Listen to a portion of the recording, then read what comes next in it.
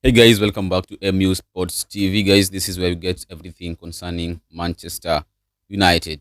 So, after a disappointing 1-1 draw with the Fulham on Sunday at the Graven Cottage, Manchester United are starting their Carabao Cup or the EFL Cup campaign on Wednesday against Grimsby Town. As we're wondering why Manchester United is the only a big team uh, featuring in the second round of this year's campaign, the EFL, is that the reason is that Manchester United finished below top 10 last season. As you all know, United finished 13th, if I'm not wrong. Yeah. So that one cost us because we missed out on Europe. We missed out on top four. That is, no trophies won. We lost final. We finished top 10, and now we are going to play early enough in the EFL Cup, and we are set to play Grimsby Town in the second round. And I tell you what, guys, games like this are not always easy. It might look easy, sounds easy on paper, but they are not easy. I remember one time during the LVG era or Moyes era, we lost against MK Dons. Remember that?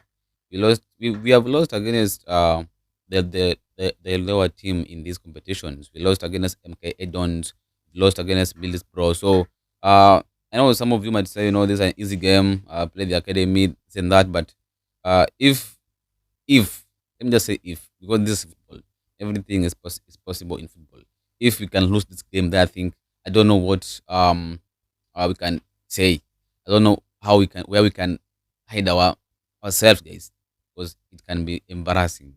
We have not won any league so far, any game so far this season. Yeah, and the last time we won, I think we have gone.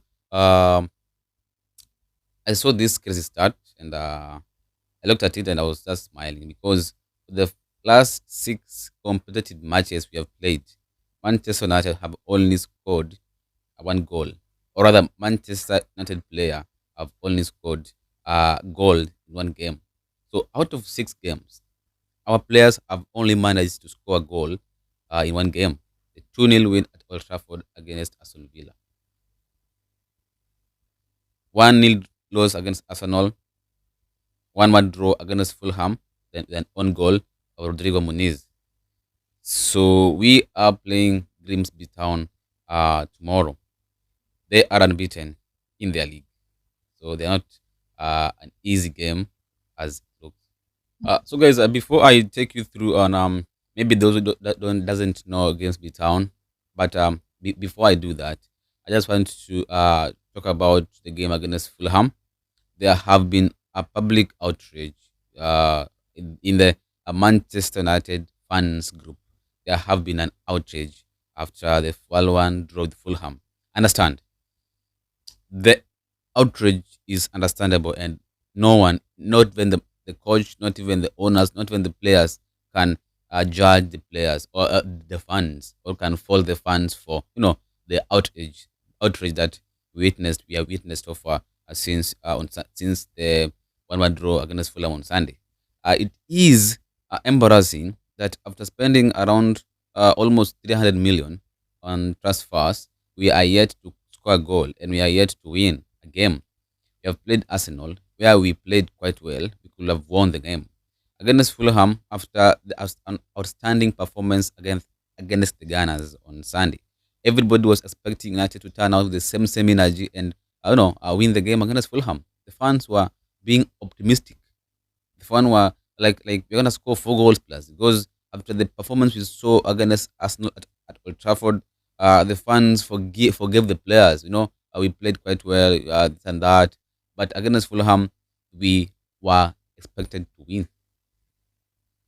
And you know, uh, there's some things I don't agree with. First and foremost, I want to confirm that MU Sports TV are behind Ruben Amorim. We are not sponsoring any Amorim out hashtags or any Amorim out scenario or shenanigans at this football page. We are behind our manager, Amorim. But tell you what, Even if you love your daughter so much, your son so much, your mother so much, your brother, sister, father, if they go wrong, you can stand to correct them. Correcting them doesn't mean you don't love them or you want them out of your family. Correcting them is that you want them to do good. And maybe you've seen something wrong that your sister have done, you are going to correct him. That's how said, if even if we are behind Ruben Amorim, you will not stand down from calling him out whenever he makes wrong decisions. And I made this claim or statement after the game against Fulham, and I said it, and I'm going to say it again. I I know honestly I was not impressed by Ruben Amorim's team selection, and I was not impressed by his substitutions in the game against Fulham. These two decisions cost Manchester United the 3 points. I watched the game against Arsenal. I was impressed by how we played. The first half we had chances, but there was something lacking. The team was lacking a number 9 in the box, where you could find Gabi and Saliba were very free in that area. There was no player caused them problem because we were playing with the first number 9, where sometimes we could see Mbaumo up there, Mateus Cunha up there, Mason Mount up there. So there was no player consistently and permanently there because we didn't have a striker. So there was some chances that were being created in the game against Arsenal that if you had a striker, somehow, oh, they could have pounced and no, make the difference. So I thought maybe Ruben Amorim. Okay, I was not angry that he left Sesko out against Arsenal because yeah, that was understandable. But why leave him out again against Fulham? What is the what is the excuse, Ruben Amorim? That is what we were asking ourselves. You buy a striker of 70 million plus, you don't play him in the first match, yeah. Second game as well, after 2 weeks, 3 days of training with you guys, that was not acceptable. And that decision was one of the reasons why the fans are calling Ruben Amorim out. The fans had no problem with Ruben Amorim in the first season because the players were not giving their all. The players were just playing, I don't know what, they like Garnacho, Rashford, Anthony. So, but the game against Fulham, we didn't win. The fans pointed key errors Ruben Amorim made, and these errors are making the fans go crazy and calling for his sacking. Something I think is off the mark at the moment. I don't think Ruben Amorim. I don't think we should be talking about sacking Amorim at the moment. Uh, that decision enough was one of the reason United lost. The second one, then in the second half, I know Amad Diallo didn't have a good game. Yeah, I won't lie to you, but Amad Diallo didn't have a good game against Fulham. But, but even if Amad Diallo didn't have a good game against Fulham, he was trying his best. He was giving Alex Iwobi a difficult time that side. But now, somehow Ruben Amorim decided to bring in Diego Dalot in place of Amad Diallo. And what did Diego Dalot do? Nothing. In fact, he cost us the 3 points. Nonsense spin, unnecessary spin. That's it. And that Dalot decision was wrong. Also, you found that sometime between um I think for around 10 minutes or 15 minutes we played with no defensive midfielder. Yeah. We played with two attacking midfielders as the double pivot. That is Bruno Fernandes and Mason Mount. Before he brought in Manolo Gatti. I saw as a post somewhere. Um Tell me if it was Mason Mount who played that horrible. The way Bruno Fernandes played, he could have been hooked off in the first half, right? So I know sometimes our managers should just be strong enough, ruthless enough to even hook our best player if he's having his worst day on the pitch. Bruno Fernandes is a world class midfielder. He is a world class player, but he's a human being. He is a human being. And sometimes human beings we have bad days. And Bruno Fernandes had a bad day at the office against Fulham. He's being played out of position. He's really trying his best, but he can't just play there. He's really trying not to disappoint the fans. He's really trying not to disappoint the club. He's really trying not to disappoint himself. But Bruno Fernandes shouldn't be played where he's playing at the moment. He's really trying. He doesn't want to refuse play because he's being played out of position. He wants to help the team win. Want to help the team get back to their best. But are you really doing him any good? I think playing him out of position is just causing him harm than good.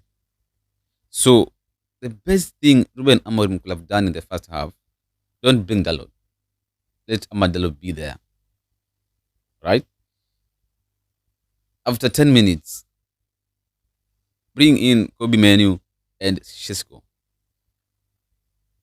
Kobbie Mainoo and Sheshko. We needed that midfield to be strong enough. I tell you what, and we always say Mainoo is slow, but he's always slow but sure. That's I can guarantee you that. Mainoo is always slow, but he's slow but sure. So why not play him? He didn't play against Arsenal. No minutes against Fulham.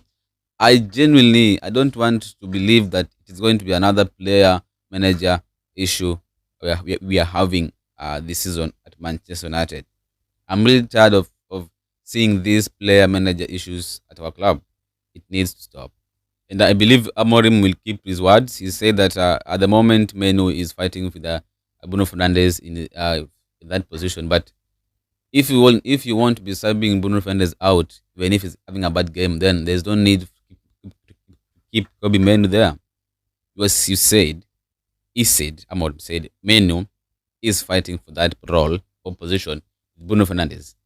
But you can't sub Bruno Fernandes out even if he's having a bad game. So how is Mainoo going to play? He's a good player that is eyeing the World Cup 2026. You expect him to sign a contract when you don't give him minutes, and you are wasting his talent. I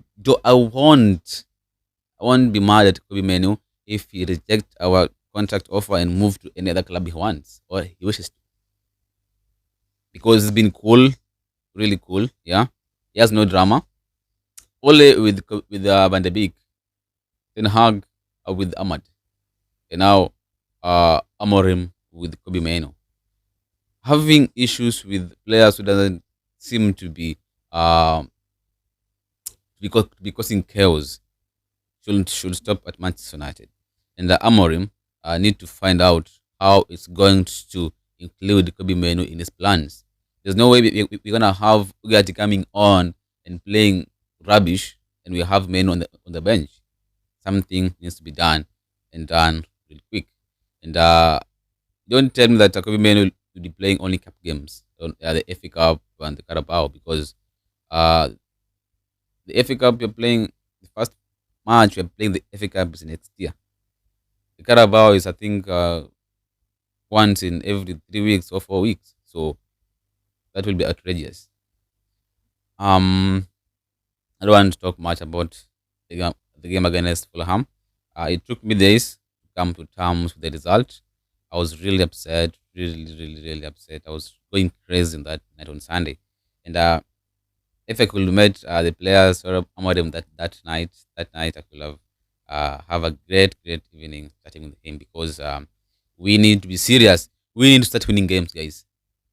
The media are now starting to mention how we spend millions to sign Konya, Mbomo, and Cisco, and none of them have scored a goal so far, or maybe assist so far. But they won't talk about Wiz, who has not provided any assist or goals in the Premier League so far. They're lap as well, but their teams are doing so well. Liverpool winning 2 out of 2. Chelsea are unbeaten, winning 1, drawing 1. But when it comes to Manchester United, the media must always speak.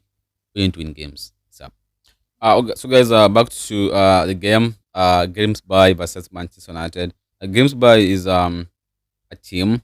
Yeah, from England is playing. They are in the League Two, the Skybet League Two. So we are facing a League Two team in the round two of the Carabao Cup, and we expect nothing but a win, no matter how, no matter which players are gonna play. But we must win. It's a must win. We have no reason to lose this match. So remember, we are playing Grimsby on Wednesday. We'll have Thursday, Friday, and then play Burnley on Saturday. That means we are going to see some players getting some rest against Grimsby on Wednesday. And I talked about players getting rest, and I mean the likes of Cunha, Mbomo, Bruno Fernandes, Leo, or these players will be rested. So my preferred first 11, I think, in goal, uh, none other than Tom Hinton. I'd go for Tom Hinton. I don't want Onana or Bandit on goal. So Tom Hinton in goal. Then Euro and Delete should be rested. So Eden Heaven, Harry Maguire, and Tyler Fredrickson must start tomorrow against Grimsby Town. Patrick Dogu, I will rest. With Damas decision still not done yet, still not made yet. He might leave alone. So Diego Leon in his Manchester United debut. Then I don't want to see Dalot in tomorrow against Grimsby Town. So why not start Jaden Kamason, the young, talented right back in our academy? Midfield, I am so devastated that Sekou Kone is injured. But if he was available, I could have started him alongside Kobbie Mainoo. But since he is injured, I think Ugarte and Kobbie Mainoo will start with Mount, Zagze, and Shesko starting up front. If Chido Obi Martin won't be available because they are playing today as well. I think so. They're playing today as well. If it won't be available, oh, they're playing on Sunday against Man City. Yeah. So if it won't be available, I think Shesko will start because Holland is off to Napoli apparently, as things stand. So Shesko might get his first start against Grimsby Town as he is preparing. Look, so I think we take this match as a preseason match for him. So yeah, he needs to start tomorrow and play at least 60 minutes to be ready enough to face Burnley on Saturday. Yeah, so that is the team that I think Amorim should go with the tomorrow against By Town. Nothing apart from the win. You don't want to be embarrassed by the second tier, then the third tier league team. Uh, that is, they are in the League Two. They have Championship, League One, the League Two. That is, I think, the fourth tier. The first tier, the Premier League. Second tier, the Championship. The third tier, League One, and the fourth tier, the Championship. So we don't want to be embarrassed by a fourth tier team. That will be a talk of a century in the years to come. And I don't know where Ruben Amorim will hide his head. I don't know what will say if we are to lose the match against Grimsby Town on Wednesday. But I'm optimistic. Always, we the fans, we are always pumped. We are always ready to support our team, and we are going for nothing but the win and advancing the next round. That's the third round of the EFL Cup, where now the likes of City, Chelsea, Arsenal, Liverpool will now join us in the third round of the EFL Cup. Guys, about signings at the moment, it's all about Senle Lamens. I was left out of the team against Royal Antwerp on Sunday, so nothing done yet, but talks are underway, talks are advancing, and Lamens might be the only signing we're going to make one more signing we're going to make this summer. I don't know about midfielders. There are rumors about Baleba, Luis Agueme, Angelo Stiller, Santos, but all these are not going to happen. We only have, I think, 3 days, 4 days before the transfer window shuts down on Sunday night. At the moment, we have Konya, Mbeumo, Shesko, Diego Leon, and the possibility of including also Chene Lamens from Royal Antwerp. But after the match against Fulham, we were really in need of a DM. So going into the season now without playing the rest of the 6 games remaining without a defensive midfielder is going to be a really problem because if we depend on the midfield of Bruno Fernandes and Casemiro, maybe Augate, it's going to be a problem because I don't think these players can cope with the intensity of the Premier League. Yeah, that is why we really need a defensive midfielder. Thanks for watching, guys.